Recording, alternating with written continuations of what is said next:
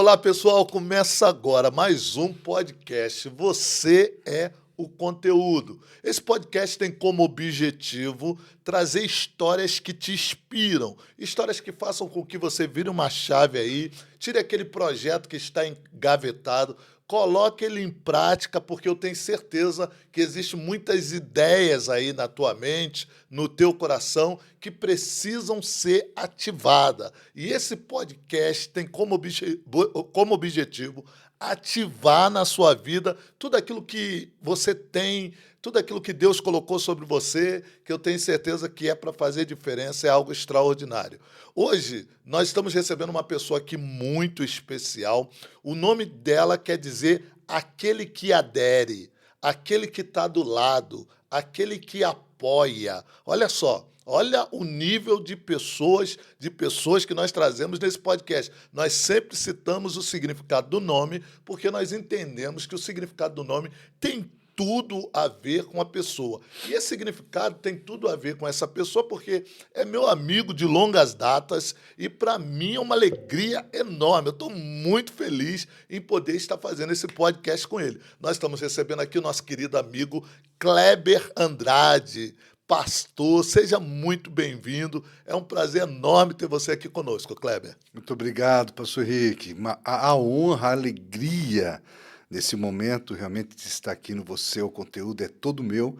E eu quero agradecer você e a sua equipe por esse convite. Eu tenho certeza que vamos viver histórias e momentos muito legais, histórias para rir e chorar. Que legal. Antes de dar continuidade, eu gostaria que você fizesse inscrição no nosso canal, deixasse o seu like aí, os seus comentários, visitasse o nosso Instagram, @você é o conteúdo. Tem muitos insights lá e eu tenho certeza que hoje vai sair muitos insights e história aqui muito significativa e relevante, que há de tocar no teu coração, eu tenho certeza. Kleber, fala um pouquinho de você, da onde que você é, qual é a sua história, como foi a sua criação familiar? Olha, fui lá na raiz, criação familiar. Fale um pouco do Kleber. Você foi no melhor momento, pastor Henrique, da minha vida, né? Que foi Legal. a minha infância, a criação que eu tive. Tive muita sorte de nascer em um lar humilde, simples, porém alegre, feliz, Legal. onde jogávamos bola, tomávamos banho de lagoa e percorremos uma amizade realmente genuína, onde até hoje ela persiste. Meus amigos de infância, até hoje, eu tenho aliança com eles. Legal. Isso eu sou muito grato a Deus por esse momento que eu passei de vida. Eu sou um paulistano Uau. que nasceu no Brás, na Rua Bresser, no dia 15 de junho de 76, e por um motivo de insuficiência visual da minha mãe, eu fui obrigado, eu era uma criança de 6 anos na época, a mudar-me para Santa Catarina. Em específico, como mamãe tinha familiares em Itajaí, aquela zona litorânea ali de Santa Catarina, bem pertinho de Balneário Camboriú, Navegantes, os parentes, tudo ali naquela região, a gente escolheu Itajaí naquela época, né, a transição ali dos anos 70 para 80, 83 especificamente, era uma cidade bem mais calma do que é hoje, né? Se Legal. você for para Balneário hoje, você vai passar algumas horas no trânsito, meu irmão. Muita gente. Muita. Mas ali em 83 a gente ia de bicicleta, de bicicleta. Que legal. A gente ia, às vezes, caminhando, Uau. né, pelas trilhas. Uau. Existiam Legal. trilhas que ligavam Itajaí a Balneário Camboriú. Hoje viraram estradas, enfim, a própria Estrada da Rainha, conhecida, né? Então, nós vivemos esse momento, esse auge de tomar banho na praia, pular do trampolim. Então, um paulistano que se considera catarinense, porque nasci em São Paulo, mas fui criado e estudei, né, a minha parte de infância e adolescência toda em Itajaí. Aos 12 anos já comecei a trabalhar, comecei como sonoplasta numa FM, na Rádio Clube, lá Que legal. de Itajaí. Depois fui sonoplasta da radiodifusora, acompanhando os locutores, começando a ver como funciona atrás das câmeras. Comecei a aprender um pouco sobre a arte do falar, a didática. E um dia, quando o locutor ele faltou, a ausência dele foi por motivo de doença, o dono da rádio, o seu Célio Foz, ele ligou para mim e falou: "Você tá aí, rapaz? Tá calmo?" Eu falei: "Tá, então tá bom. Então você vai pegar o microfone, colocar aí aonde você está e você vai começar da hora certa." Eu falei: "Meu, como é que eu vou virar locutor de uma hora para outra?" Que legal. E aí eu comecei a dar a hora certa e comecei a me sair muito bem. E depois de mais ou menos uns 2, 3 meses, eu ganhei um programa, já com 13 para 14 anos, como locutor na rádio Litoral FM, que hoje é a Band FM. Uau, caramba, que legal. Esse tempo, esse período teu, se deu dos 14, Dos 12. dos 12 até que idade? Dos 12 até os 17 anos, a minha vida foi De radialista. de radialista, de Legal. sonoplasta a locutor. E após esse período, Aí eu tive um encontro, né? Porque eu tive uma complicação. Eu creio que isso, na minha época, era uma zona de conforto de todo o radialista e de todo o comunicador, que é o encontro com o álcool, com a noite, encontro até que eu encontrei as drogas. Eu não cheguei a ser um drogado, sim, um sim, viciado, mas pelos ambientes que eu participava, sim. os movimentos como Garota Camisa Molhada, Garota Shampoo, os eventos nos lugares, a gente, na socialite, né, Aham. na noite, nós tivemos contato ali com certos entorpecentes, então eu comecei a cair no álcool muito cedo, Uhum. e um certo dia eu tive um encontro marcante, onde eu entreguei a minha vida à fé e em Jesus, e daquele momento em diante trabalhei até os meus 18 anos, trabalhei mais um pouco ainda na rádio, e depois eu decidi ir para o seminário e estudar teologia. Já tinha convicção do que eu queria ser, que era pastor. Então, Legal. fui para Jocum com 18 anos, fiquei até os 20, e depois eu fui para o seminário de Autônia, a Betânia, aqui no Paraná, Sim.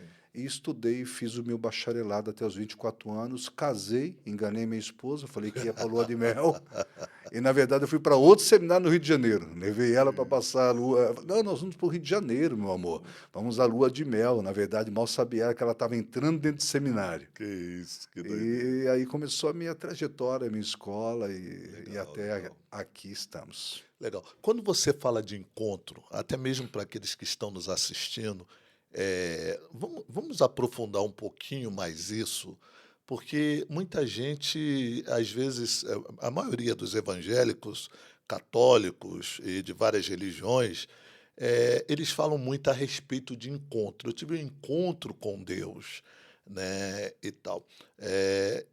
Encontro com Deus. Como é que se dá isso?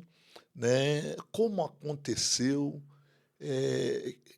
aprofunda um pouquinho mais. Eu gostaria de explorar um pouquinho mais, esse assunto contigo, porque acredito que você vai falar com muita propriedade a respeito, para aqueles que estão nos assistindo, como se dá um encontro da forma que você falou, que transforma totalmente a mentalidade e as atitudes de uma pessoa. Ótima pergunta. Se fosse para classificar essa pergunta em uma só, Uhum. eu classificaria como uma metanoia, Uau! né? Uhum. Seria uma transformação, como explica-se a metanoia, de um ser humano que vive um estilo de vida Uhum. para um mesmo ser humano vivendo um outro estilo de vida, Uhum. muito mais saudável, muito mais completo, muito mais feliz, muito mais autêntico, verdadeiro e com uma vida tanto física como espiritual mais, digamos assim, lúcida, Legal, né? legal. Porque quando eu não tive esse encontro, eu vivia uma vida totalmente, eu vou até brincar aqui no mundo de Nárnia, né? Viajando, Sim, aceitando tudo, as aventuras e tudo tinha valor. E legal. na verdade o que realmente tinha valor eu deixava de lado. Uau. Então, quando você não tem esse encontro com Deus, esse Deus que eu quero falar aqui é qualquer ser superior que te leve a encontrar uma superioridade maior que você. Uau. Eu classifico Deus dessa forma, né? Porque eu não posso generalizar, pastor Henrique, em dizer que o meu Deus é o único Deus verdadeiro, o Deus certo, porque eu vou estar desmerecendo aquele É espírita, verdade. aquele irmão que ele é praticante do candomblé, Do do catolicismo. catolicismo, da guia de esquerda da quimbanda, da guia da direita Sim. da umbanda. Então eu não posso generalizar e falar que o meu Deus é o Deus único e ser Sim. aqui um politeísta, Sim. né? Eu tenho que respeitar, porque estou no podcast, onde várias pessoas de vários lugares e várias religiões estão nos assistindo. Uau. Mas o Deus, ele é aquele que te leva você a se encontrar e sabendo que você deve ser grato porque encontrou ele e ele mudou a sua vida. Então, todo Deus que muda, todo o Deus, ou o Deus, vamos então ficar melhor, que muda o teu estilo de vida, o estilo de consciência, que te amadurece no espírito, faz você pensar nas coisas primárias e deixar as secundárias de lado, esse realmente é o Deus verdadeiro que tem a capacidade de transformar a mentalidade, e a mentalidade transformará o corpo físico desse ser humano. Legal, legal. O tema desse podcast, gente, é da gratidão à ingratidão. Eu esqueci de citar no começo, mas eu gostaria de despertar você que está nos assistindo para essas duas palavras, gratidão e ingratidão. Da gratidão à ingratidão. Ô, Kleber, quando você teve um insight de ser pastor, que ser pastor seria realmente aquilo que você queria? Foi um ato de gratidão por aquilo que Deus fez na sua vida, ou te tirou da situação que você saiu, você se sentir livre para se posicionar de forma diferente, liberto daquela vida que você vivia, talvez uma prisão nas drogas, na bebida, um ciclo vicioso que, conforme você disse, não te levava a lugar nenhum. Foi um ato de gratidão se tornar pastor, ou você vê como uma vocação? E você se sentiu vocacionado para aquilo. Henrique, vamos classificar em duas partes então. Legal. Vamos dividir essa laranja ao meio. Uau. Seria primeiramente um ato de gratidão a tudo que ele me fez. Primeiramente pelo dom da comunicação. Legal. Eu comecei a identificar isso. E pela gratidão de ter aquele estilo de vida mudada, né, de me encontrar novamente, né? Eu tive 3 overdoses. Então, eu tive momentos que só não me levaram à morte, porque eu acredito que teve uma intervenção divina, eu acredito nisso, Legal. né? Uma das overdoses, eu não consegui alcançar, por exemplo, o padrão médico para me salvar. Eu fui salvo por amigos, que eu sou grato até hoje Uau. pela existência deles. Estão no caminho correto e outros ainda estão no caminho errado. Nem por causa disso eu deixo de ser grato a esses 2 estilos de amigos Uau, que legal. que me salvaram naquele dia. Eu me lembro muito bem, muito bem daquele dia. Então eu sou muito grato a Deus. Essa gratidão ela é imensurável e ela vai ser levada por toda a vida. Eu passei essa gratidão aos meus filhos, que com certeza vão passar aos meus netos, essa gratidão de ter Deus como esse ser supremo, capaz de mudar e auxiliar qualquer ser humano em qualquer etapa da vida. E depois eu recebi essa vocação através de uma reunião na igreja em que eu vi um pregador chamado Ricardo Strobel. Foi em 1994. Eu vi ele ministrando uma palavra tão poderosa e eu me enxerguei nele. Eu falei, eu quero ser como esse homem. O homem avivalista que leva esperança, que tem essa vocação, que tem essa, eu não vou dizer esse cargo, mas esse encargo de levar essa vocação espiritual a pessoas para que elas venham assim encontrar também e ser gratas a Deus. Então foi gratidão mais vocação. E Legal. isso gerou esse encontro e me levou aí a 30 anos de experiência pastoral. Meu Deus, que legal. Ser pastor, né? Como você disse, é uma gratidão, um ato de gratidão e vocação, né? É uma junção, O encontro. é o encontro É. dessas duas coisas. Legal. E quando se trata de tendências, né? Porque nós estamos vivendo em um mundo que tem se atualizado muito rápido, né? Dentre essas atualizações, essas mudanças, né, em todos os sentidos, geográficas, culturais, né, em tecnologia. Nós estamos vivendo um mundo em transformação. Sim. Né? Como é ser pastor em um mundo em transformação?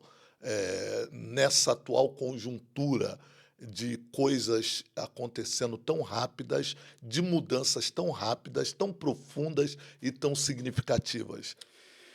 Henrique, também outra pergunta maravilhosa. Nós estamos vivendo numa era do automático. Essa era digital é uma era rápida. Eu lembro que antigamente, no seminário, eu tinha que escrever para a mamãe uma carta e demoraria 7, 10 dias para chegar em casa. Legal. Hoje você. Esse momento aqui ele é mais rápido que um espirro. Uhum. Né? O espirro você ainda vai ter tempo para eliminar ainda aqueles fluidos que saíram de você até que ele venha a desaparecer. A internet ela chega rápida lá no outro continente em questão de segundos. Né? Então, antigamente, por exemplo, para mim traduzir um texto ou uma frase bíblica, eu usava Lexo. Eu tinha que estudar em livros de papiro, eu tinha que gastar. Eu gastei muito tempo, foram 9 anos de seminário, estudando para descobrir, para desvendar mistérios ocultos que a Bíblia guarda, que é o meu livro de regra, de fé e de prática. Então, hoje, essa era levou ao automático, aonde pessoas podem perder essa vocação. Elas podem sim ser gratas pela mudança de vida, mas não entender se tem vocação ou não. Né? Porque é tão bonito ver um pastor falar na internet, é tão bonito ver uma homilia, um sermão muito bem elaborado, aonde a pessoa pode se emocionar e pode achar que ela também pode ter a capacidade e foi chamada para aquilo. Sim. Né? E é um perigo muito grande, onde nós vemos uma safra levantando, aonde elas estão fazendo coisas que Deus não pediu ou não vocacionou aquelas pessoas a fazerem isso. Sim. Seria mais ou menos o que o pastor Aloysio Silva, vou citar nomes aqui para fazer um opposite, para não fazer plágio. Então, o pastor Aloysio, ele cita muito bem isso num dos livros dele, que ele fala que uma pessoa, ela chegou diante de Deus e ela falou assim: Deus, eu fiz algo maravilhoso na terra. Eu preparei um bolo de baunilha fantástico, preparei a vida toda fazendo isso, e agora que eu encontrei o Senhor face a face, eu resolvi agora entregar para o Senhor esse presente. E Deus agradece e fala: muito obrigado, minha filha, mas só tem uma coisa que você deve saber. Eu não gosto de bolo de baunilha, eu gosto de bolo de chocolate. É muito ruim você passar a vida toda fazendo errado aquilo que Deus não gosta. Uau. Ou que Deus não escolheu. Uau. Ou que Deus não te capacitou para fazer. E você acha que é capacitado pela sua força. Uau. Então, descobrir isso é algo relacionado à espiritualidade. Por exemplo, um babalorixá, ele tem que descobrir isso no rancó. Ele tem que descobrir isso na espiritualidade para ver se ele é escolhido para ser aquilo. Então, se até eles levam, que são digamos assim, tendência afro-esquerda africana, eles entendem isso, nós temos que entender também. Uau. Né? Nós temos que entender se somos vocacionados ou somos chamados para essa vocação. Se nós somos chamados, nós nos chamamos para essa vocação, nós podemos nos frustrar lá na frente.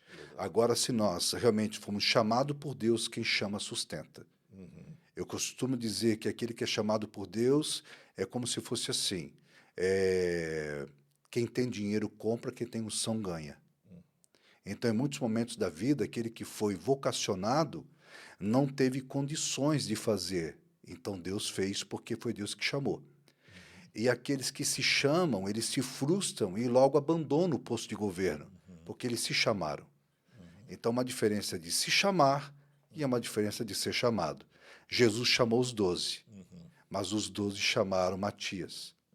Então, uma diferença do Senhor escolher os 12 e uma diferença do povo escolher aquele que Deus não escolheu. Porque Deus queria que fosse Paulo e não Matias.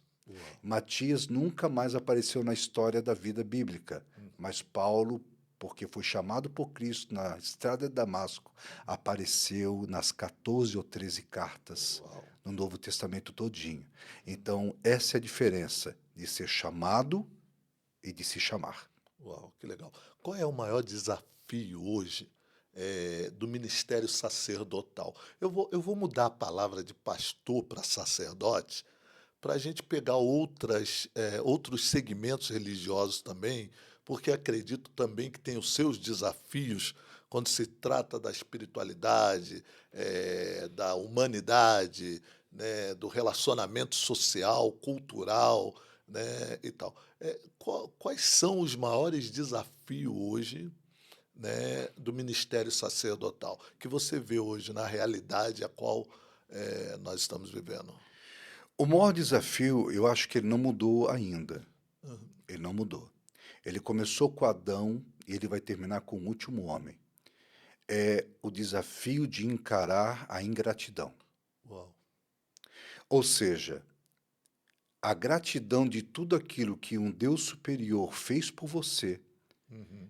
e, de repente, eu, como ser humano, ter a capacidade de ter a maldita potencialização de jogar fora tudo aquilo que Deus me deu, de Uau, graça. meu Deus.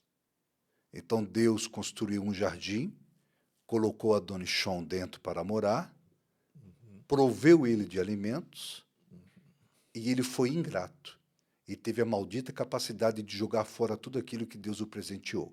Meu Deus. Então, um sacerdote, se ele não souber, o Gadol Cohen, como diz os judeus, as paraxás judaicas, inclusive tem até o Lashon Hará, depois eu poderia até explanar um pouquinho sobre isso. Esse é o maior desafio. Não é a falta de dinheiro, porque isso, se você tiver uma boa equipe, se você tiver fé o suficiente, trabalho para trabalhar, você vai conseguir chegar lá com seus sonhos. Mas a pior coisa que tem é você, por exemplo, ser expulso de um paraíso que Deus construiu por você por causa de uma ingratidão. Uau. A pior coisa que tem é você ver Jesus sendo acompanhado por 12, e um desses 12 ser aquele que o Senhor confiou o saco do dinheiro, que é uma posição de extrema confiança, e traí-lo no final da vida. Então, a traição, a falta de gratidão, me faz remeter que aquela pessoa que está com você no momento está só pelo que você tem ou representa ser. Então, o pastor hoje, ele é uma posição de governo, é uma posição de um homem que tem, entre aspas, espiritualmente uma autoridade. Então, muitas pessoas se aproximam de você pelo que você pode fazer como sacerdote, porque você é uma ligação entre a terra e o céu, você recebe uma chamada, digamos assim, você recebe uma posição muito importante. A própria Bíblia diz que aquele que é dado, aquele a quem é dado, muito lhe será cobrado, né? Então, o pastor, o líder que tem essa responsabilidade, ele tem que encarar essa responsabilidade de forma muito saudável, espiritualmente falando. Então, eu acho que o maior desafio que o pastor tem que encarar é o desafio de continuar firme, mesmo passando por momentos de ingratidão do povo, digamos assim, ou da pessoa que ele está ajudando para com ele. né? Um certo momento, Pedro, não sei se foi Pedro, um dos discípulos olhou para Jesus e falou: Senhor, a multidão não está mais seguindo o Senhor. O Senhor fez milagres aqui, o Senhor transformou vidas e agora eles estão ali na Judéia, ouvindo os fariseus e estão abandonando o Senhor. E aí Jesus disse e falou o seguinte: se você está contente com essa situação, então vá você para lá, porque eu vou seguir o meu caminho. E aí Jesus ele completou dizendo: o povo é da Judéia, vocês discípulos são meus. Uau. Então um dia o povo vai estar com a Judéia e um dia o povo vai estar com o sacerdote. Uau. O sacerdote tem que ser maduro para entender e receber o povo de volta. Uau. Independente se ele vai estar com você ou com a Judéia, ele vai ter que saber lidar com essa ingratidão, com essa maldita capacidade que alguns têm de ser ingrato com você. Legal você falar sobre isso, porque eu vou fazer uma pergunta que talvez a gente aprofunde um pouquinho mais, navegue um pouquinho mais por ela, porque você entrou num assunto muito delicado, né, que é o relacionamento do pastor com aqueles que ele lidera, né? Aqueles que ele está ao lado, lidera, ou que vê ele dentro de uma posição sacerdotal, né?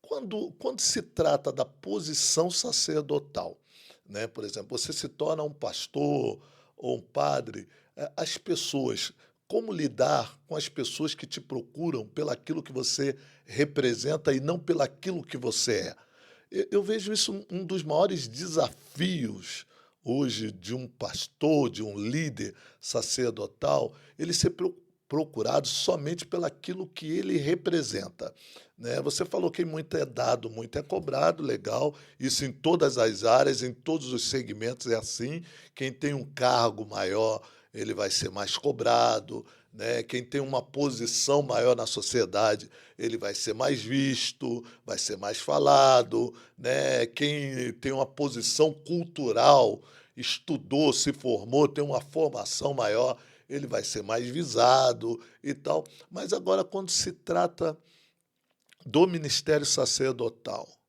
como é que é lidar com essa questão da procura pelaquilo que você representa e não pelaquilo que você é? E que tipo de sentimento isso cria? Uau! Primeiro, o sacerdote tem que entender a natureza em que Deus o colocou. O sacerdote tem que entender a força sobrenatural que Deus o dá. Uhum, Porque o sacerdote ele é representante de um ministério. uhum, E o ministério se define. Ministério é algo impossível dado a pessoas inadequadas por um tempo indeterminado sem os recursos necessários. Então, tem pessoas que vão chegar até você pelo aquilo que você recebeu, sem saber que você foi escolhido por Deus e Deus sabendo que você foi escolhido como um ser inadequado para fazer uma missão impossível. Ele não sabe disso. Então, ele não vê você como uma pessoa que pode falhar. Ele vê você como um Superman, como uma pessoa sem erro, sem mácula. Não vê como um ser humano. uhum.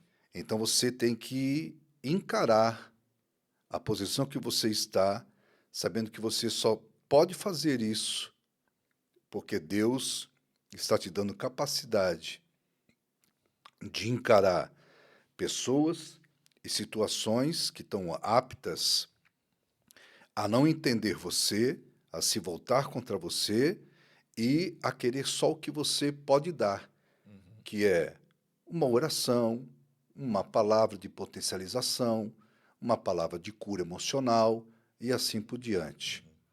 Então, esse é um dos maiores motivos que certos pastores não entendem, que eles não têm que estar servindo ao ministério de Cristo por aquilo que o povo vai esperar de você, mas sim por aquilo que Cristo está esperando no futuro de você, Uau! que é galardoá-lo por aquilo que você está fazendo aqui.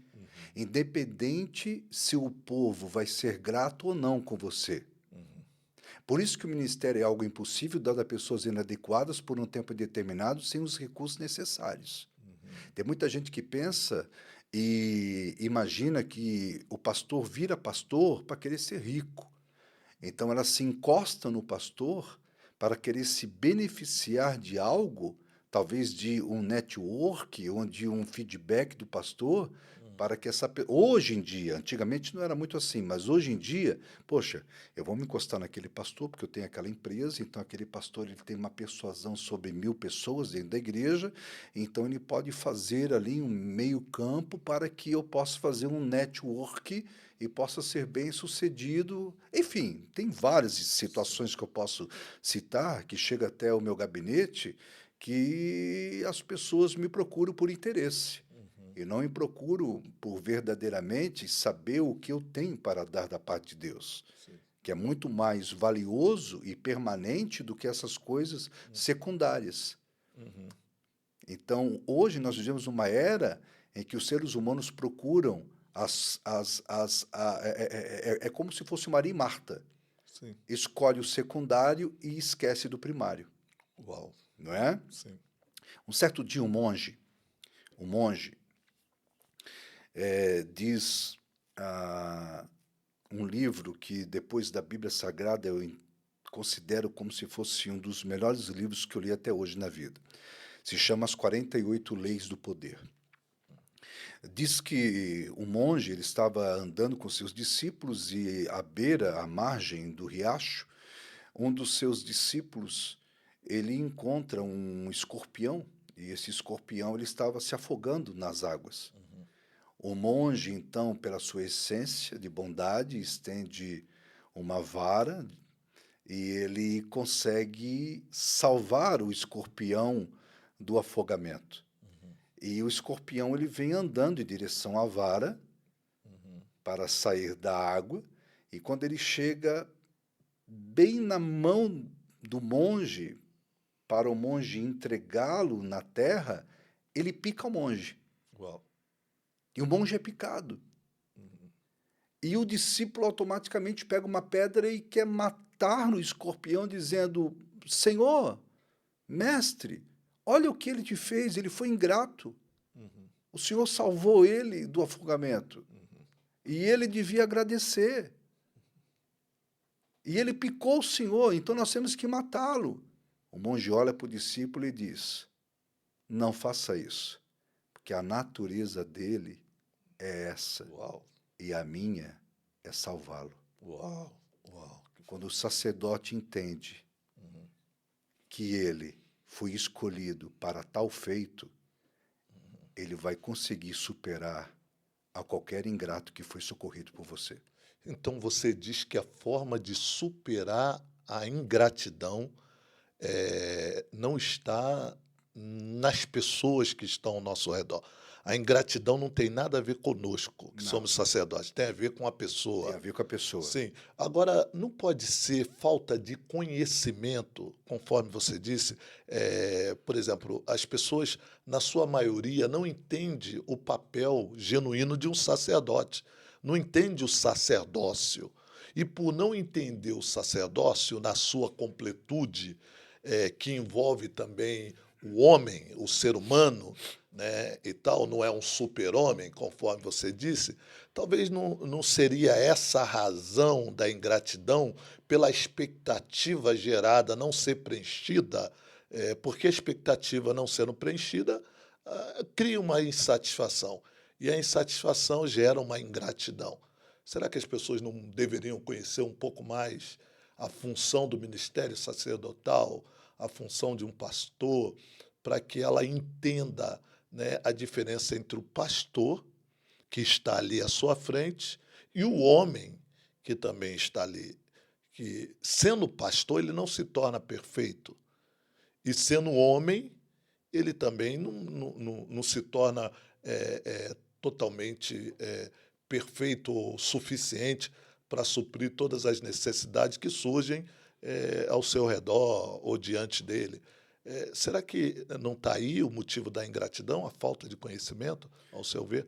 Um dos pontos que eu poderia citar alguns pontos que levaria a essa atitude. Uma é realmente a falta do conhecimento. Sim. Por exemplo, eh, quando eu trabalhava na Rádio Litoral FM, eu via o dono da rádio, que era o seu Célio Foz, como dono da rádio. Eu respeitava ele como proprietário daquela radiodifusão. Então, na frente, eu tinha os protocolos. Então, eu chamava ele de senhor, respeitava o horário, porque ele era o meu patrão. Então, eu conhecia ele como patrão. Então, eu me aproximava dele como o meu patrão. Então, essa maturidade de entender o que é um e o que é outro é o que falta na igreja, certo? E muitos líderes ensinam errado. Muitos líderes, eles ensinam e querem que o povo entenda que eles são super-homens. Uau. Eles não ensinam que eles podem ser aptos a erros também. Que eles precisam ser cobertos pela igreja, por exemplo, num todo, por oração, por ajuda, por companheirismo. É por isso que Jesus, ele foi o maior exemplo e continuará sendo o maior exemplo de líder que o mundo bíblico ou extra-bíblico ele pode citar. Jesus automaticamente ele não tomou sobre si o papel de ser o Deus na terra, filho filho de Deus, aliás. Mas ele sempre procurou compartilhar a sua essência com aqueles que estavam em volta para ensiná-los. Por exemplo, ele um dia perguntou para os discípulos: o que vocês dizem que eu sou? Ou seja, ele estava dizendo assim, ó, ele estava pensando, será que eles estão aprendendo certo? O que vocês acham que eu sou? Hoje faltam líderes que tenham coragem de chegar para os seus membros e perguntar, será que vocês estão aprendendo certo que eu estou ministrando em cima do altar? O que vocês acham que eu sou? Então, essa falta de conhecimento, ela vem através daquilo que você fala e demonstra em atitudes e também em formação em cima da plataforma ou do altar. Mas também uma coisa muito importante que nós temos que salientar. Muitas vezes essas atitudes, elas vêm, Henrique, de pessoas experientes. Porque a criança, a que está começando a andar, ela pode ter os motivos de ser ingrata ou de errar, porque são crianças ainda. Então, é uma forma notória de um líder maduro perdoar, ensinar, mostrar o caminho certo. Mesmo que aquela criança recebeu um balão de você e estourou. Recebeu uma bala de você e jogou fora. Mas o que nós observamos é que o maior número, o maior índice de ingratidão, abandono e traição dentro, por exemplo, vamos falar agora do nosso mundo, da igreja, não vem dos neófitos na fé, vem dos maduros, os que já ouviram bastante da gente, que foram treinados por nós, que andaram conosco igual Judas andou com Cristo. Foram pessoas que caminharam no jardim como Adão caminhou com Deus no jardim do Éden. Não diz quantos anos, quanto tempo Adão caminhou, mas eu imagino que foi muito tempo. Então, essa falta de reconhecimento, ela vem dessa massa. Uau. E o que você acha que mudou nesses últimos anos? Porque algum tempo atrás, a mentalidade, já que você trouxe para dentro do nosso contexto, vamos falar um pouquinho de nós, no nosso contexto, evangélicos, né? O que você acha que mudou na mentalidade dos evangélicos nesses últimos anos para trazer esse comportamento para dentro da igreja? Porque eu fiz uma pergunta a um pastor uma vez. Eu sou um pastor novo e fui conversar com um pastor de mais de 50 anos de ministério.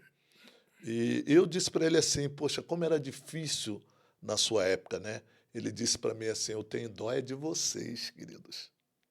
Que palavra sábia Eu dele, tenho hein? dó é de vocês.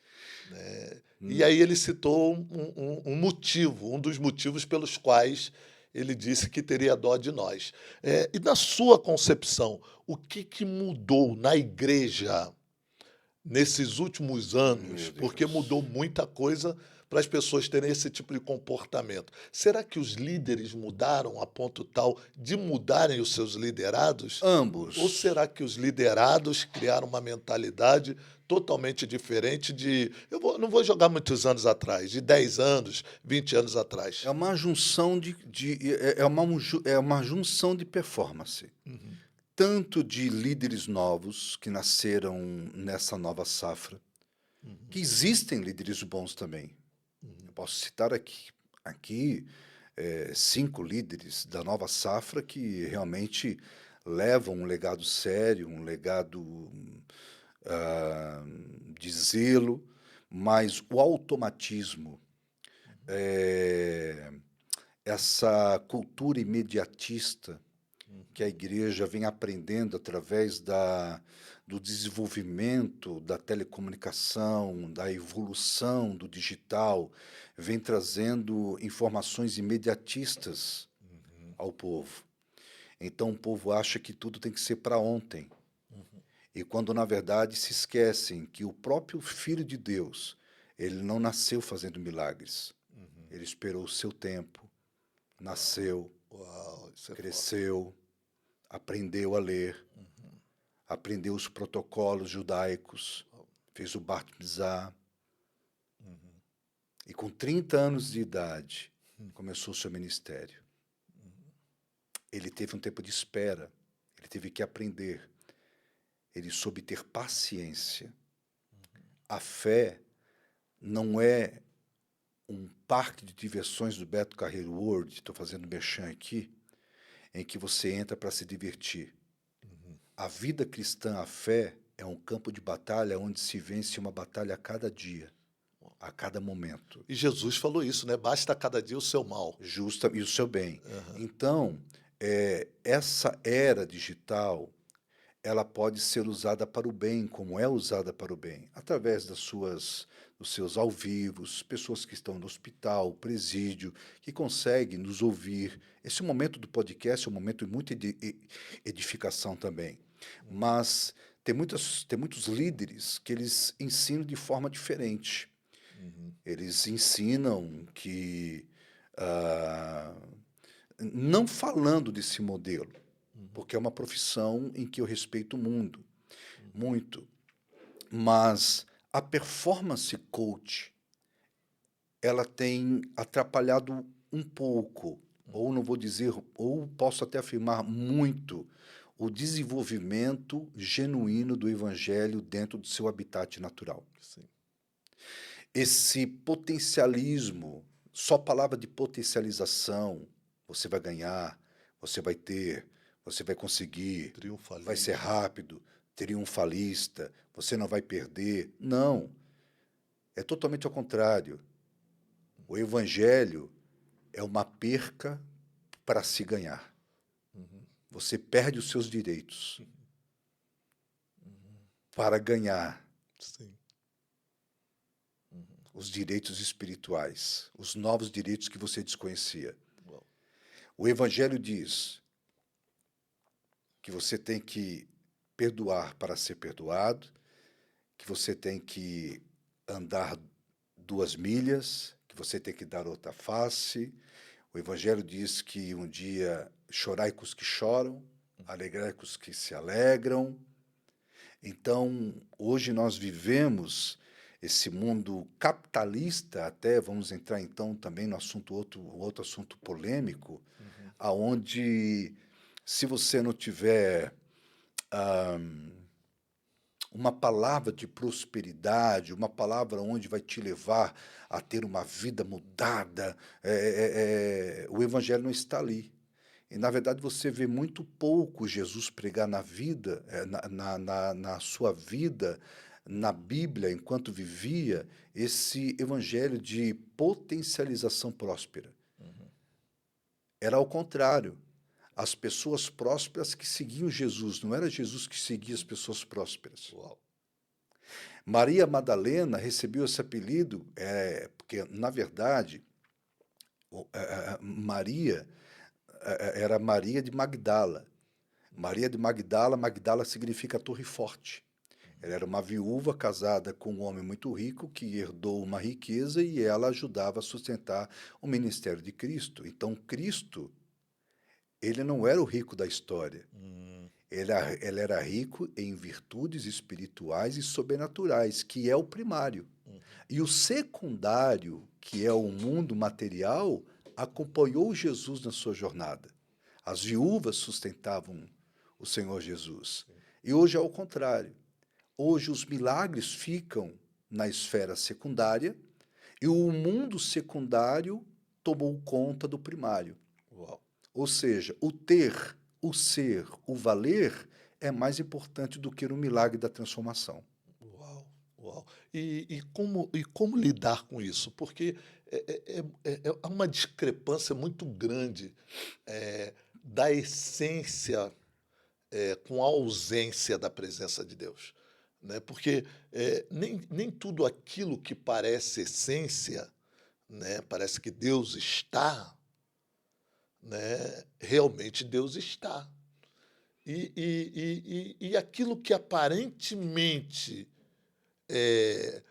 denota que Deus não está, é onde Deus está. Porque você citou Maria Madalena. Maria Madalena foi uma prostituta, né, e tal. E de repente, a sociedade moralista da época via ela com desprezo, com desdém, com raiva, com ódio, a ponto de condená-la à morte, corria risco de morte, né? E de repente Jesus vê ela com um olhar tenro, Jesus vê ela com amor, e ela se torna uma discípula, a discípula de Jesus de maior destaque na história. Vamos lá, deixa eu olhar até para a câmera aqui. Em Apocalipse diz que uma das 7 igrejas estava festejando. E a Bíblia diz que Jesus estava fora, batendo na porta, para querer entrar.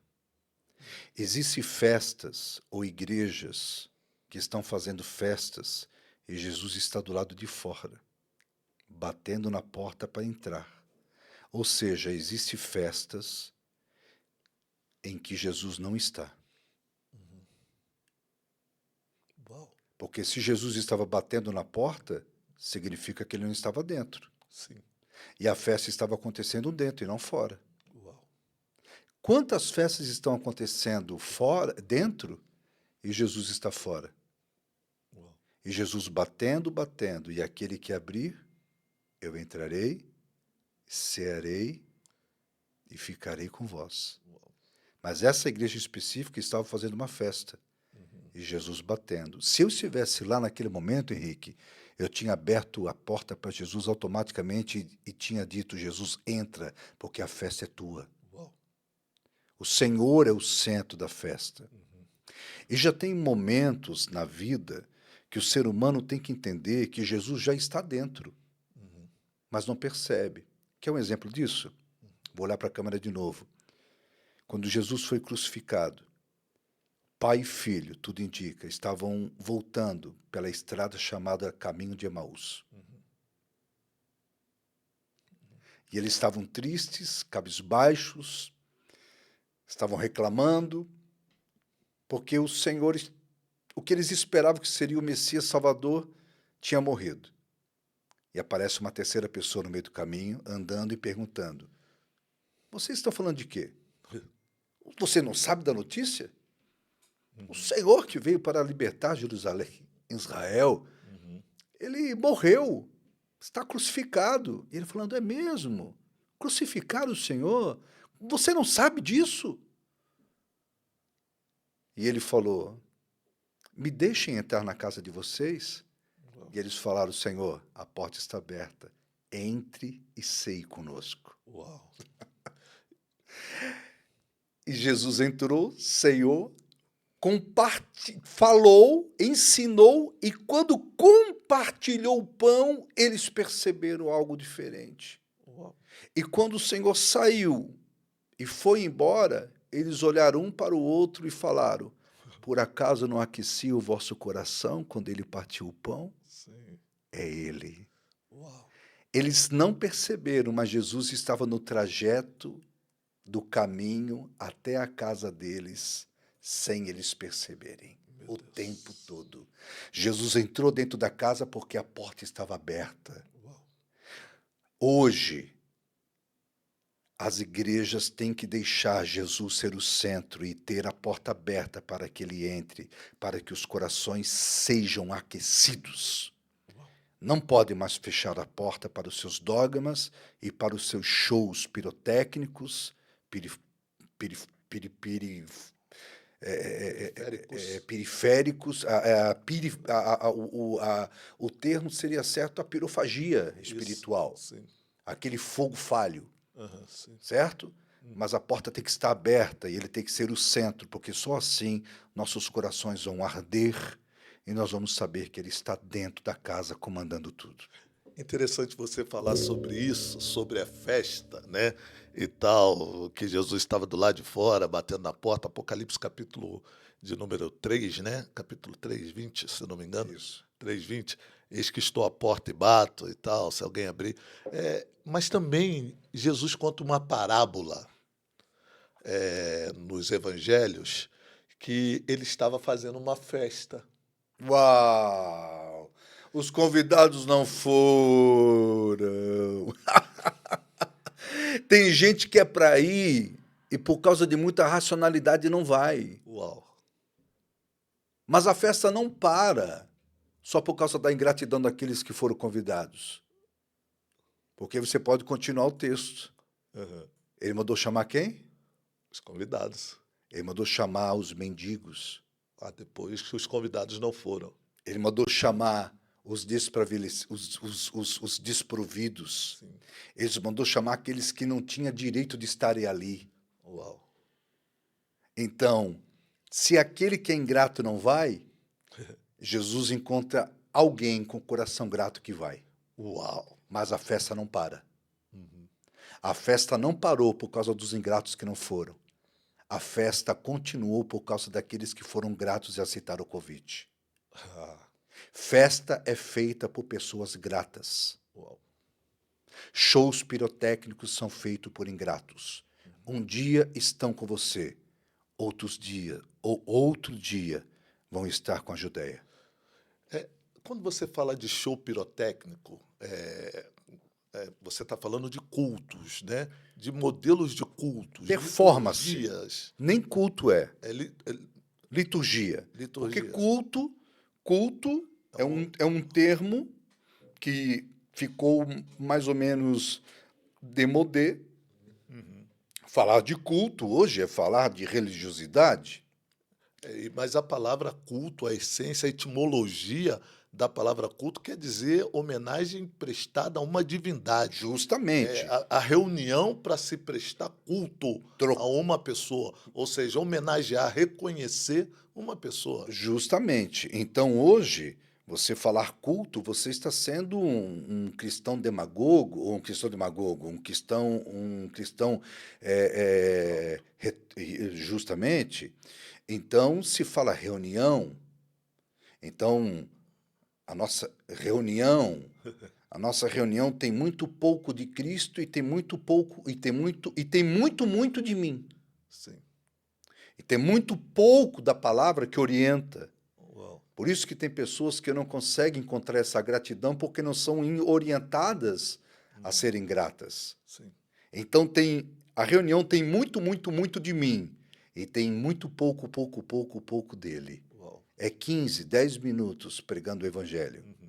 E é muito show, luz, fumaça, música. Não sou contra isso. Minha igreja tem paredes pretas, luzes, fumaça. É uma igreja realmente muito moderna. Se você observar, você vai ver que as igrejas elas estão seguindo essa tendência. O perigo, novamente eu digo, É trocar o secundário pelo primário. Sim, Não é o ambiente, sim. é aquilo que se fala dentro do ambiente. E se faz. E se faz. Jesus esteve dentro de ambientes que foi casa de prostituta. Teve ambientes que foram casas de cobradores de impostos. Mas a prioridade, A presença a presença, transformava o ambiente. não foi o assunto secundário do que os cobradores de impostos faziam, as prostitutas praticavam, mas foi aquilo que Jesus ensinava, que atraía e fazia com que aquele local ficasse lotado de pessoas. Então, essa é a vertente resgatadora que a igreja tem que ter no século XXI, nessa pós-modernidade, nesse mundo ativista, nesse mundo hedonista e egocêntrico, esse mundo onde impera a altivez do imediatismo. É fazer com que o ambiente mudou, sim, o ambiente teve a performance da tecnologia, sim, é obrigado, é bom, é natural, vem até de Deus.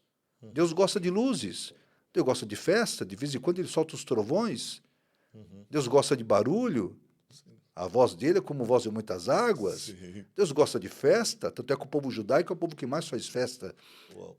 no mundo. Deus gosta de alegria, só esteja na festa certa, no lugar certo, festejando a pessoa certa. E tem mais uma coisa. Quando Salomão levantou o tabernáculo, a primeira coisa que ele fez foi uma festa para o Senhor.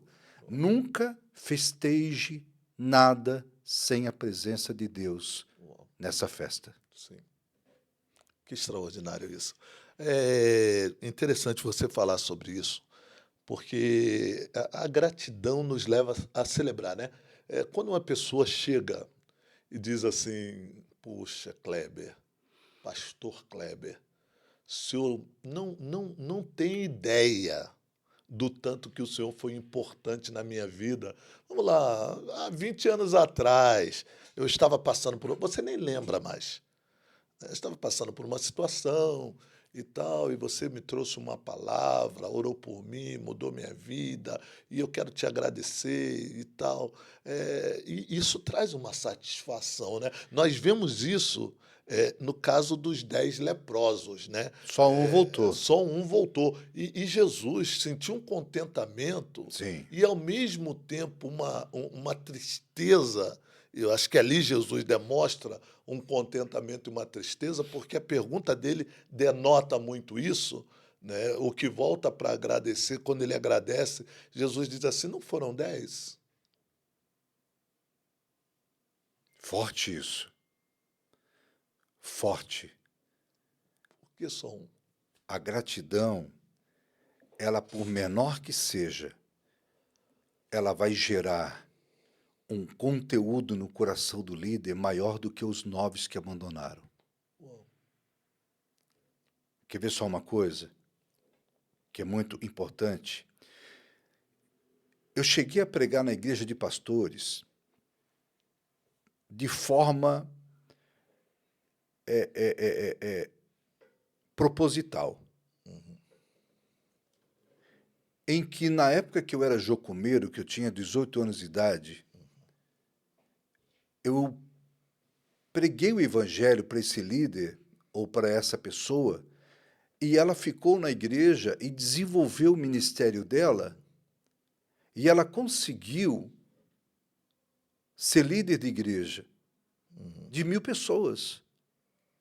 E quando eu fui convidado para pregar nessa igreja, eu sabia o primeiro nome do pastor, mas não sabia quem era. E quando eu cheguei lá, Henrique, esse pastor era aquela pessoa que lá atrás, quando eu tinha 18 anos, há 32 anos atrás, ela foi ganha para Cristo através de uma mensagem dentro de um ônibus. Então, a gratidão, através de uma pessoa só, ela pode demorar, mas quando ela vem, não há pagamento, não há nada que possa suprir Uau. a alegria desse momento. Sim. Essa pessoa falou: pastor, Só lembra de mim? Falei, não. Pois é, eu fui aquele jovem que o senhor ministrou, Uau, que o senhor pregou dentro do ônibus na Praça da Sé, em São Paulo. uau. E se eu hoje estou aqui, é porque o senhor parou e gastou tempo para me evangelizar e me ganhar para Jesus naquele dia. Isso é uma gratidão imensa, que supera todas as ingratidões que eu já tive na vida. Na verdade, Rick, a gente chega num certo momento de maturidade espiritual que nós já estamos preparados para a ingratidão. Sim. E nós ficamos surpresos pela gratidão. É Antigamente era o verdade. contrário. Sim, é verdade. Antigamente nós éramos recebidos com mais gratidão do que por ingratidão. Sim. Uhum.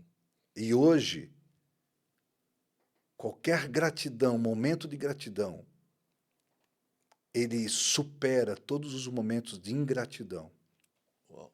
que vêm até nós. Uau, que legal isso. É interessante você falar sobre isso, porque traz para um contexto que eu acho que envolve toda a sociedade, né? Quando se trata de seres humanos, né? Toda a sociedade, todos os segmentos. Então, a minha pergunta, o coração das pessoas mudaram com relação a esse aspecto de gratidão? Será que as pessoas não se sentem fragilizadas a ter esse ato de demonstrar gratidão ao próximo? Não se sente.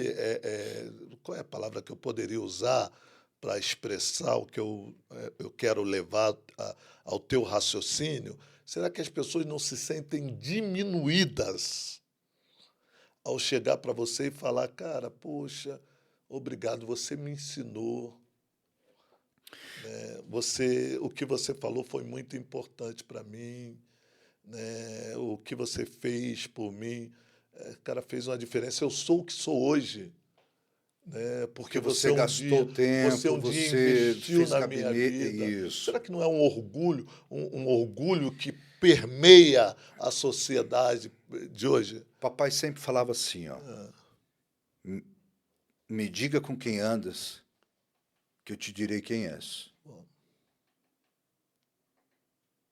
Por que eu sempre fui grato aos líderes que passaram pela minha vida? Porque eu sempre escolhi andar com pessoas melhores do que eu.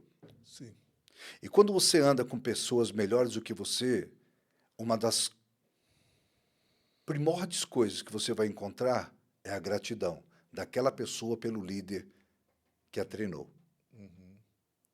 Então, a tendência hoje é você não ser mais seletivo dentro da igreja. A tendência hoje é você acompanhar a moda e não o modelo de vida de pessoas certas. Eu não posso entrar numa comunidade, e seja ela até de outra religião. Eu tive um amigo, tenho um amigo, posso citar aqui, eu tenho um tranquilamente. amigo chamado Dick, lá em Santa Catarina, que ele é babalorixá, ele é pai de santo. E dentro do terreiro dele, ele tem discípulos que são ingratos e os que são gratos. Não é só na igreja. Sim. Eu sou amigo de freis, amigo de padres, que eu já fui pastor em Minas Gerais, ali na região de Ouro Preto, São João del Rei, e eu tomava chá todo dia com padres. E ele diz: eu tenho diáconos aqui que são fiéis, e eu sei aqueles que são desleais. Uau.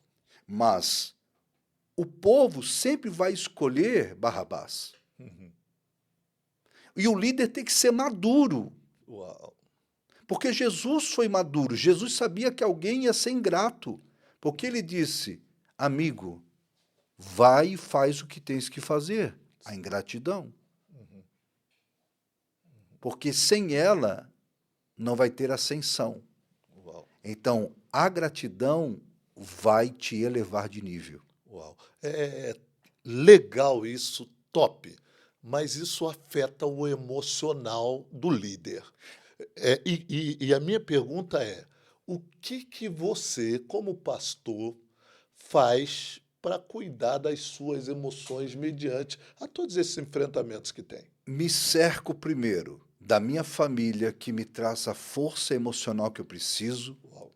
de líderes com mais experiência do que eu e com equipes que eu formei como discípulos. Legal. Porque Jesus falou assim, ó, Pedro, eles estão indo para a Judéia, agora vocês são meus. Sim, Então é o seguinte, vocês são poucos, mas são meus. sim. Eles são muitos. Uma hora vão estar comigo comendo pão e peixe, outra hora vão estar com a Judéia. Discípulo segue o seu líder fielmente. O povo segue a moda do momento. Então eu me cerco de discípulos. Sim. Eu me cerco da minha família. Eu me cerco de amigos verdadeiros como você, que podem me ajudar no momento em que eu mais preciso. E, sobretudo, eu me cerco de Deus em todos os momentos e me potencializo nele em todo momento em que a escuridão da infidelidade ou de qualquer outro motivo aparece na minha vida. Eu posso até me esconder, eu posso até tentar fugir como Elias fugiu para a caverna de Hebrom. Mas acontece que até fugindo, eu vou me esconder dentro de Deus, porque Hebrom significa a caverna de Deus, significa o monte de Deus. Então, quando eu fujo, eu devo fugir em minhas emoções que estão intranquilas, no meu mar de vida que está alvoroçado, Henrique, eu devo me esconder e fugir para dentro de Deus. Uau. Ali eu vou encontrar paz, segurança e, junto com líderes, família e amigo, eu vou encontrar o caminho, o rumo e a palavra certa no momento de confusão. Essa colocação que você fez, ela me desperta para uma outra pergunta. Você disse que se cerca de discípulos que você formou. Existem discípulos e seguidores? Sim. Então, qual é a diferença entre discípulos e seguidores? A diferença de discípulos e seguidores é que os discípulos vão estar com você quando você está bem e quando você está mal. Seguidores vão te seguir só quando você tiver pão e peixe, ou seja, pão e circo. Uau! Só na hora da multiplicação dos pães. Seguidores vão seguir você quando você tiver peixe. Agora, discípulo vai seguir você quando você não tiver uma moeda para pagar o imposto. Uau! Mas eles não sabem que o discípulo tem fé que a moeda vai estar dentro da boca do peixe. Uau! O povo só quer alimentar a barriga.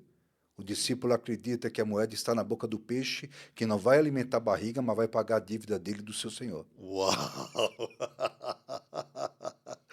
Essa é forte! Caramba, que legal! O discípulo, e também existe esferas e existe níveis de discípulos.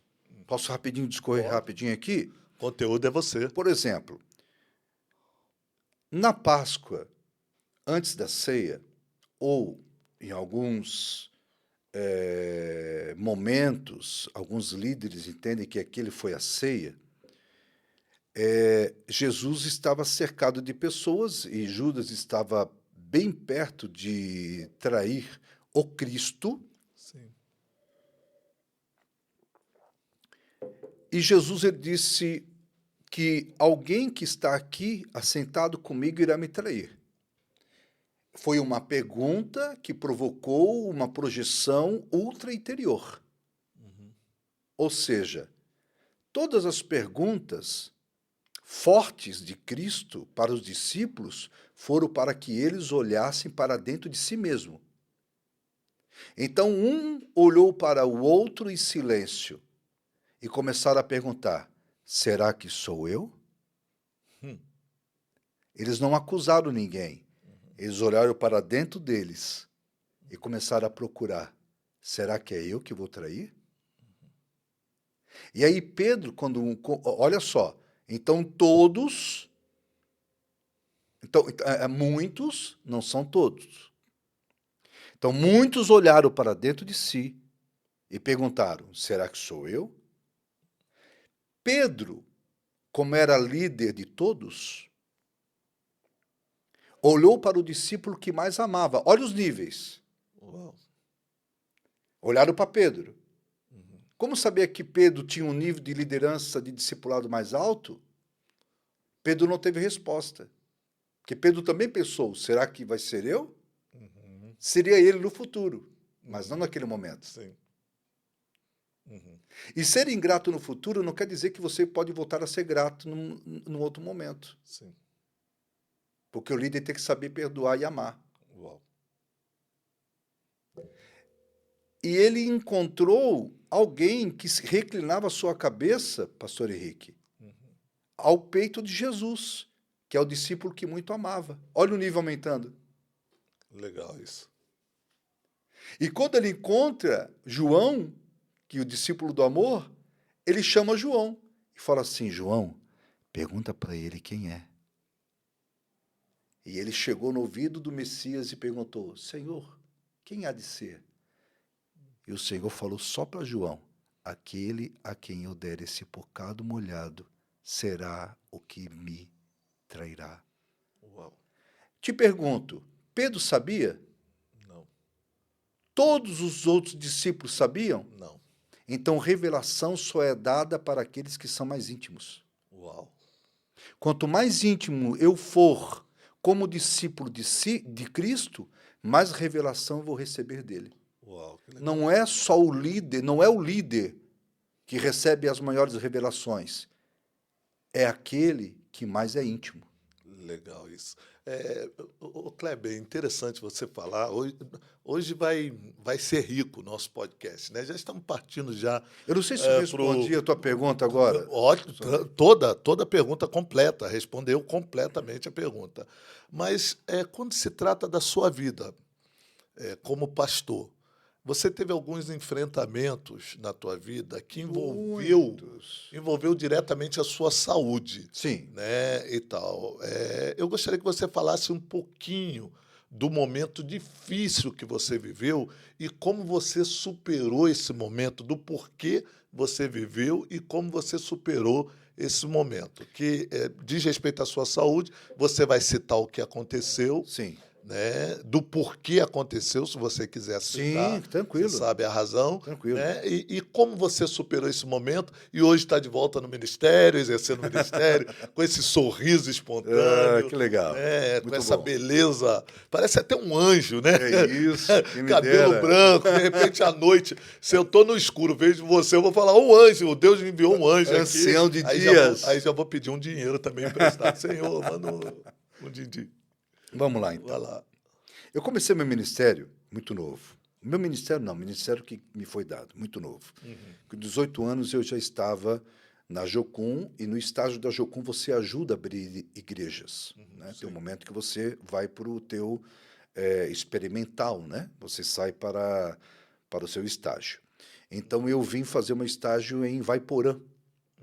Isso em 1994, 93, ali, 94. Então, nós ajudamos a abrir uma igreja em Vaiporã, onde ela perdura até hoje. Então, meu ministério ele começou ali. Voltei com 19 anos, fui ungido pastor de jovens, né? Lá em Santa Catarina. E logo após isso, a minha vida ela foi intensa no ministério. Só foi progressiva, nunca regressiva. Então, quando eu chego a 30 anos de ministério, mais ou menos, um pouco menos, 25 anos, eu começo a sentir o peso dessa intensidade. Porque quanto mais você se entrega, mais combustível você solta. E eu me entreguei muito ao ponto de perder noites de sono. Teve momentos que não foi mais a traição que me fazia perder sono. Porque a gente treinava líderes, ensinava líderes, e eles pegavam todo aquele conteúdo e abriam igreja e falavam que você não prestava, falavam lashon hará, mal de você, né? E isso eram mentiras contadas. E, querendo ou não, pela falta de maturidade, eu perdia noites de sono. E mal sabia que é muito melhor abrir igreja do que abrir pontos de droga ou alguma coisa semelhante a isso. Então, que vai em paz, né? Mas eu não tinha essa maturidade. Então, Isso começou a me afetar também, mas depois não era mais isso que afetava, mas sim a entrega ao ministério. Ah, eu pastoreei uma igreja muito, muito grande em Florianópolis, com mais ou menos quase 2.000 membros, aonde eu tinha uma forte liderança de mais ou menos uns 150 pastores auxiliares. Então, a entrega ela é muito intensa. E eu lembro, pastor Henrique, que eu não tinha tempo para ir para casa, então eu comecei a dormir dentro do gabinete. Comecei a dormir dentro da igreja. Uau. Levava o meu kit de higiene pessoal, né? Entrava para o banheiro, tomava o meu banho de manhã, tomava o meu café junto com os obreiros que chegavam de manhã, e ali eu começava o trabalho intenso, novamente atendendo, deliberando, criando, e assim por diante. Então, eu me entreguei muito. Veja bem, essa palavra de entregar combustível, como é muito forte. Então, eu fui enviado para a Europa para ser reitor das faculdades batistas na Europa, onde eu trabalhei em 17 países e morei em 3. Morei na Inglaterra, morei na Bélgica e morei na Itália. A Itália foi onde foi a maior entrega, foi a maior projeção de igrejas, aonde nós abrimos igreja desde o norte, em Milão, partimos para Roma, depois partimos para Nápoles e depois eu finalizei na Sicília. Então percorri praticamente a Itália quase que toda, abrindo igrejas e abrindo também centro de treinamentos teológicos. E chegou num certo momento que, de tanto eu entregar combustível, eu fui acometido a uma enfermidade chamada síndrome de Burnet, ou burnout, que é um jargão ou uma palavra que foi criada para ser justamente aplicada em termos aeronáuticos. Porque, eu não sei se você sabe disso, Henrique, mas acho que você deve saber, o burnet, ou burnout, ele é quando o jato ele está fugindo de um míssil. E o jato, aquela aeronave, ela é muito pesada. O míssil ele é menor e ele é mais leve. Mas o impacto do míssil na aeronave vai explodir a aeronave e automaticamente o piloto que está dentro da aeronave. E o que acontece? Existe uma tecla vermelha escrita burnout, ou burnet. E o piloto, para fugir daquele problema do caça, ele aperta aquele botão vermelho que abre a combustão, que vai dar a compressão do motor, que ele vai mais rápido. Então, ele vai fazer com que o combustível todo seja lançado para fora, para a aeronave ficar mais leve, e ele foge daquele míssil pequeno que é um problema, mas ele se esquece, ou não se esquece, que ele não tem mais o combustível que tinha, porque ele gastou muito combustível. Uau. Ele foge de um problema, mas ele acaba o combustível. Arruma outro. E arranja outro pior, porque a aeronave vai cair. Então, o que é a tendência do piloto? Pela ciência da carta navegadora da aeronáutica, é procurar onde tem terra, para que ele possa tentar um pouso ou para que ele possa ejetar e cair em solo seguro. Sim. Ou não. Mas a maioria está em confronto no mar. E ele não consegue chegar até a terra firme. Então, quando ele vai injetar, ele não encontra solo. Uau. Ele não tem firmeza. E aí é que vem a doença, burnout ou burnout. Não ter solo para pisar quando te falta combustível causado pelos problemas da vida. Uau. E aí eu fiquei guardado dentro de um quarto na Sicília, em Palermo, na região de Palermo, ali em Agrigento, uma cidadezinha chamada Chac, bem na frente do mar Mediterrâneo. Eu morava, uma visão linda. E eu me lembro que eu fiquei guardado dentro de um quarto 7 dias escuro, não queria sair para nada. Meus compromissos, as minhas viagens que eu tinha que ir aos outros países, eu cancelava tudo.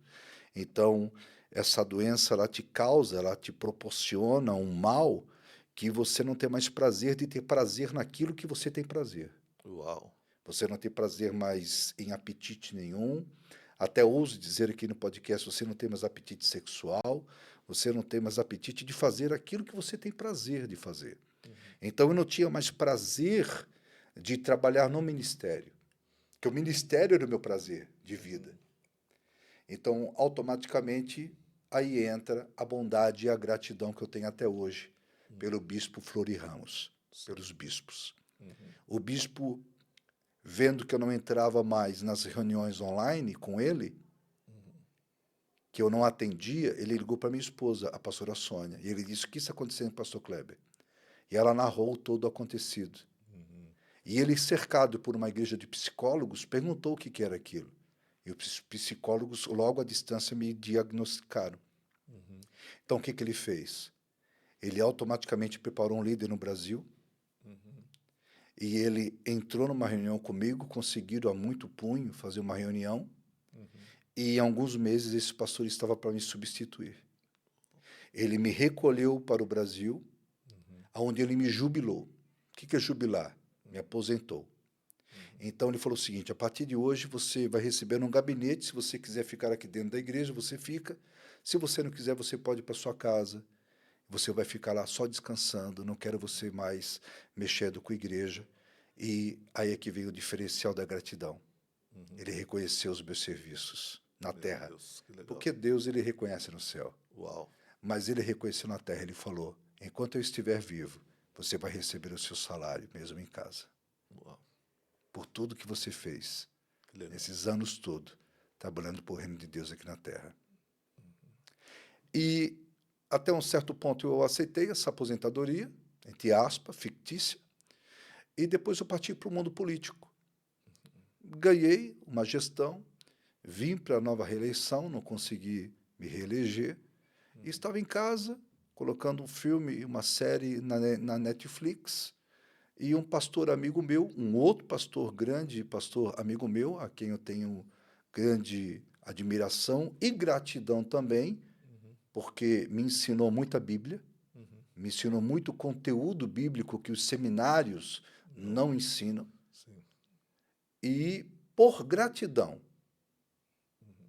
não pelo que ele me ofereceu, mas por gratidão eu aceitei o convite de vir para o Moarama e começar um projeto de igreja alternativa e inclusiva Uau. numa cidade tão rica e tão abençoada nesse Paraná, nesse Noroeste, e aqui estou com você. Que legal, que legal. Kleber, essa história é uma história legal você falar sobre isso como sacerdote, como pastor, porque eu tenho certeza que tem muitas pessoas que estão nos assistindo e vão nos assistir que talvez estejam vivendo a mesma situação, né? E do mesmo jeito, porque você se acanhou, né? Você se fechou, você não buscou ajuda, foi necessário alguém ter que romper com o teu esconderijo, com o teu casulo, para ir lá te ajudar. Assim, hoje nós vivemos numa cultura onde tratar da saúde emocional se tornou fundamental em todos os segmentos, até os religiosos, né? Por exemplo, pastores, padres, de todas as religiões, líderes, quem cuida precisa ser cuidado, né? Empresários. Empresários, quem cuida precisa ser cuidado. E você expor essa situação, acredito que vai contribuir com muitas pessoas que estão nos Deixa eu olhar assistindo. para a câmera e falar algo bem sério. Mas todo ativismo vai gerar o ostracismo. Sim. Todo ativismo vai gerar o ostracismo. Você vai se fechar. Por que tem muitos empresários, amigos meus em Balneário Camboriú, se suicidando? Todo mundo fala que Balneário Camboriú é a Dubai brasileira. Isso é para turismo. Mas só que muita gente se esquece que morar lá é diferente. Uma pessoa, e justamente empresários com a vida sólida financeira, se suicidam por semana. Uma pessoa por semana? Por semana. Em Balneário, Balneário Camboriú. Camboriú. Uau. Por causa por causa do ostracismo. Se escondem dentro dos seus luxuosos apartamentos, com as suas contas bancárias com milhões no verde, mas não tem mais prazer naquilo. Não tem mais prazer no apartamento. Uau. Não tem mais prazer no Jaguar, na BMW, na Mercedes guardada na garagem. Tem um deles teve um deles agora que eu conheci, que tinha 9 carros importados guardados na garagem. E ele se jogou do 24º andar. Uau. Um empresário de grande porte, que eu não vou dizer o nome da empresa, Sim. mas um empresário construtor, talvez um dos maiores construtores em termos de requinte, em termos de construção civil, principalmente arranha-céus, naquela região litoral catarinense. Então, você que está me ouvindo, que é líder, que é empresário, que se encontra nessa situação, procure ajuda. Procure ajuda espiritual, seja de qualquer religião. Não quero que você procure só a cristã, embora que eu sou cristão e eu acredito que Cristo é a solução mais viável, a mais duradoura e a que mais percorreu durante batalhas. A Bíblia Sagrada, eu falo, enfrentou aí as guerras das cruzadas, a Segunda, a Primeira Guerra Mundial, enfrentou perseguições e está em pé até hoje, e é o best-seller mais vendido do mundo. Por isso que eu acredito na Bíblia Sagrada. Encontre nela uma solução. Encontre líderes como o pastor Henrique, como eu, por exemplo, para te orientar a melhorar de situação psicológica, ou procure profissionais nessa área, mas não fique nesse ativismo sozinho. Crie equipes. Se fosse assim, Jesus sendo filho de Deus, ele não precisaria de 12 para ajudar ele. Sim. Mas a equipe é muito boa, ter uma equipe saudável. Não entre no ostracismo. Saia dele, procure ajuda, e eu tenho certeza que tudo vai dar certo para você. Legal, legal, legal. Como pastor, existe alguma coisa que você gostaria que as pessoas soubessem que é mal interpretado ou desconhecido? Sim, muitas. Fale uma delas. O pastor que tem a vocação dada por Deus nunca foi chamado com interesse de ser rico. Como muita gente fala assim, comigo brinca, até amigos. Ah, você virou pastor porque você quer andar de carrão, porque você quer viver em mansão, porque você quer enganar o povo. E não. Quem é chamado é mantido por aquele que chamou. Então, eu tenho um livro que eu estou acabando ele. Você e a nossa história de 20 anos vai ser um dos capítulos desse livro, a Emanuel. Uau, que legal. Eu tenho uma história muito bonita aqui, Emanuel, e eu vou citar num dos capítulos. Então, são histórias... Kleber Andrade, a biografia que vai fazer você rir ou chorar. Uau. Então, cada capítulo é uma história verídica que tem uma conclusão aplicativa. No final dele, a conclusão vai aplicar para que a pessoa possa ter uma desenvoltura, desenvolver como ser humano. Uau. Então, são 50 capítulos com 50 histórias. Sim. E esse livro, ele é um livro que vai te ajudar muito, vai contribuir muito. Esse livro ele não vai ser um livro religioso, porque vai ter histórias, diversas histórias, mas a sua pergunta foi muito pertinente, porque em uma delas eu aplico algo que eu li em um dos livros de network. O homem que tem um bom network, ou a mulher que tem um bom network, ele tem mais do que o ouro. A Bíblia fala que aquele que encontra um amigo encontrou mais do que o ouro. Uau. Um dia, eu olhei para minha esposa, Henrique, e eu falei assim, ó, faça minha mala de mão. Me dê meu passaporte. Eu coloquei R$ 50 dentro da carteira, liguei para minha agência de viagem e mandei tirar uma viagem para Londres. E falei para eles, eu vou pagar daqui 30 dias, que eu tenho crédito com vocês. E eles tiraram e mandaram no meu e-mail.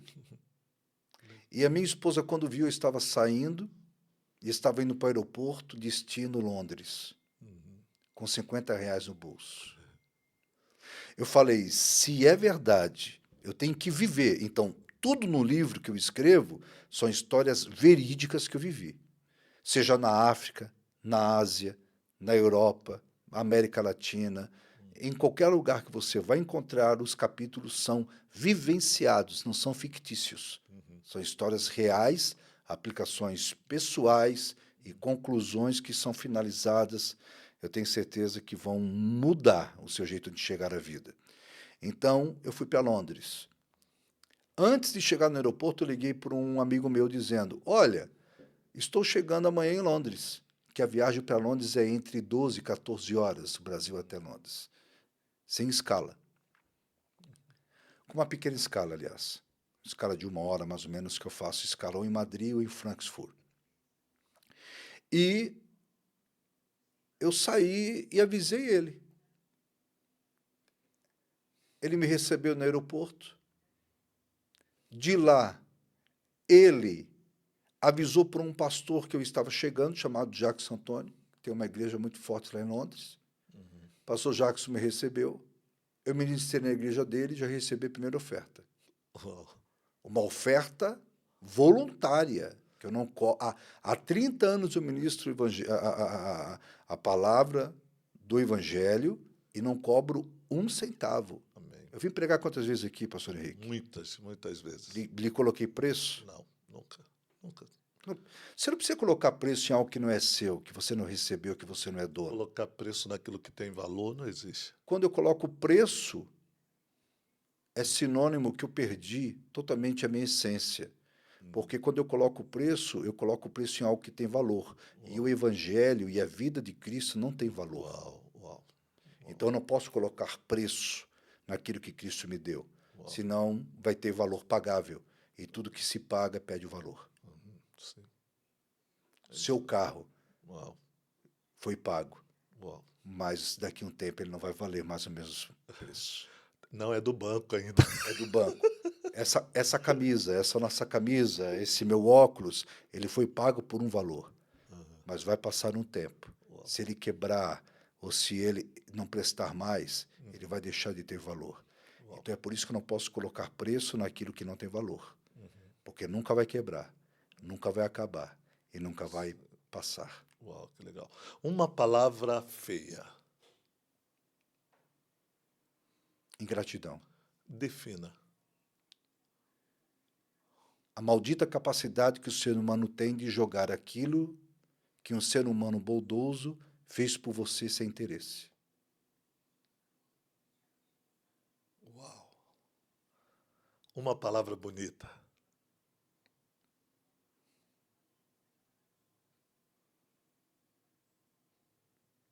São tantas. Uma palavra bonita. Ser grato a Deus por tudo aquilo que Ele me deu, mesmo sabendo que eu não teria condições de ter essa gratidão como dádiva. Ser grato a Deus por tudo aquilo que Ele me deu, sabendo que eu não sou digno de ter essa gratidão como dádiva de vida. Uau. Gente, nós recebemos aqui hoje o pastor Kleber Andrade. A palavra, o nome dele quer dizer aquele que ajuda, aquele que apoia, aquele que está do lado. Olha que coisa extraordinária. E eu vou ter ele aqui ao meu lado várias vezes, porque agora está mais próximo aqui em Umuarama, e por isso eu estou muito contente e satisfeito pela presença dele aqui conosco, né? Muito bom ter ele aqui conosco. E também foi muito bom contar com a sua companhia até aqui. Obrigado por estar conosco.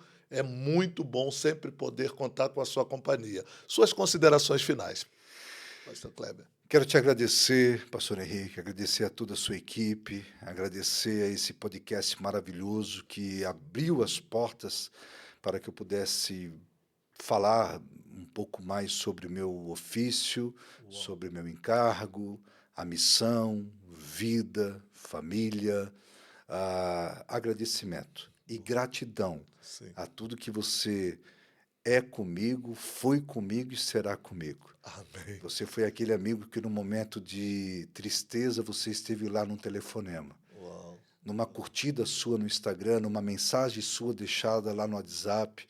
Uau. Você não sabe a alegria que você proporcionou lá no outro lado, no estado que eu estava, Caramba. ou até no país que eu estava vivendo. Caramba. Legal. Então, quero te agradecer, tá? E quero só deixar uma última deixa. No hebraico, a palavra ela vai para o grego koiné, do grego koiné ela vai para uma palavra germânica. E o nome Kleber é tudo isso que você disse que é? Está do lado, apoiar, está do lado de apoiar e está do lado de apoiar, Ok.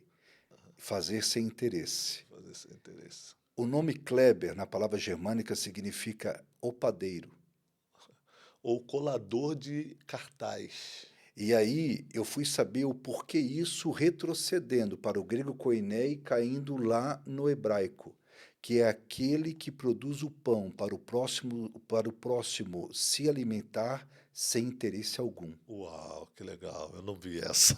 O Se nome eu tivesse Kleber, visto, o nome eu teria... Kleber significa aquele que Oh, produz alimento para que outros se alimentem sem interesse está algum. contextualizado na É pessoa o que que você é, meu amigo. é o que você falou aí.